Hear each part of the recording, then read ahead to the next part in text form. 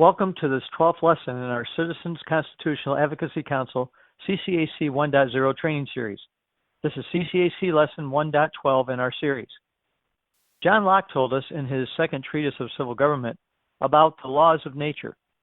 We want to call them the laws of human nature because they have to do with the way that human beings operate when we are talking about politics or society. So we will add the word human as an adjective to further qualify what natural laws we are talking about, as opposed to physical, biological, or instinctive laws of nature. Locke teaches us that one of these laws of human nature, the law of self-preservation, is the first law of nature. Our founding fathers stated the same law as the law of self-defense as the first law of human nature. In other words, the first thing that most people think about when left to their natural state, or the state of human nature, is that we need to physically survive, to preserve our personal life, and to naturally defend ourselves when attacked, as well as to defend our neighbors when that is required. It is a natural response of human beings to either defend or survive. This is an innate instinct of all human beings, with very few exceptions. It is natural to do everything in our power to preserve ourselves and to defend ourselves when our lives are being threatened or forced to stop. That is what makes this a law of human nature and not just a theory or hypothesis. It is a natural fact. It is a law of nature of all human beings. And as we will soon see, self-preservation and self-defense are unalienable rights. So let's go on. Now that we have this assumed point of agreement, and we are assuming that most, if not all of us, would agree with this idea, that we have certain laws that exist in our world that come to us through the entitlement of the laws of human nature, let us now go on and see what else we can know that follows from this. Reading again from the Declaration of Independence, it immediately goes on and expands on this idea of being entitled by the laws of human nature to a directly connected idea that we hold these truths to be self-evident. Self-evident means that they need no further logical or evidentiary proof beyond the process of human observation and possibly basic reasoning to conclude them. They stand on their own observation or conclusion apart from any other need to prove them. They are evident facts that any self, that is, rational reasoning person, that is, a human being with a normal common spirit and mind, can conclude. What truths? Several are listed next in succession, one after the other. That all men are created equal.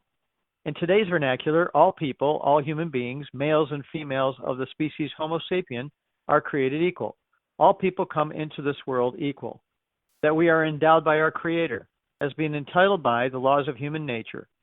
Notice that even an atheist can agree with this idea of being governed by the laws of human nature. Then said another way, we are endowed by nature's God, or our Creator, all meaning the same thing in the context, endows us with certain unalienable rights. That among these unalienable rights are certain rights specifically pointed out that the founders wanted to make sure were expressed explicitly, but not exclusively. The Declaration of Independence says that these certain rights are among these, meaning that there are other rights that also exist, but these certain rights are specifically and specially mentioned and raised in importance because of their prominence, significance, and supreme value. But in addition, that these certain rights are unalienable, meaning they cannot be made alien or strangers to us or taken away by anyone else, including any government, whether that be a civil government, church government, or even family government or corporate government, not any government, except under very specific legal exceptions. These exceptions occur only when we essentially give them up through capital acts such as murder, treason, or other felony crimes, what the Constitution calls high crimes, or other certain breakings of the law. Otherwise, even governments cannot justly touch these rights or take them from us because they are unalienable, meaning they cannot be taken from us. In fact, when we lose them, it is because we have removed them by our own acts. The right to life is an unalienable right. The right to liberty is an unalienable right. The right to the pursuit of happiness is an unalienable right. These three unalienable rights are specifically mentioned.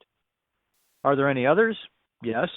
The Declaration of Independence qualifies that these three rights, to life, to liberty, and to the pursuit of happiness, while specifically mentioned, are among these, meaning among a long list of others that are also ones to which we are endowed by our Creator. What other ones may there be? What other unalienable rights legitimately exist? What about the right to free speech? To object to what our government is doing and saying so without fear of governmental retribution or other personal retaliation by others, or to say nearly anything short of saying fire in a movie theater as one common example, but for now, we accept the general right of free speech. In fact, all the rights in the Bill of Rights are inalienable rights. What about the right to property?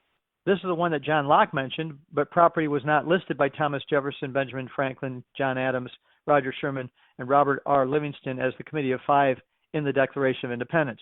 Yet it is certainly an inalienable right of persons to own property.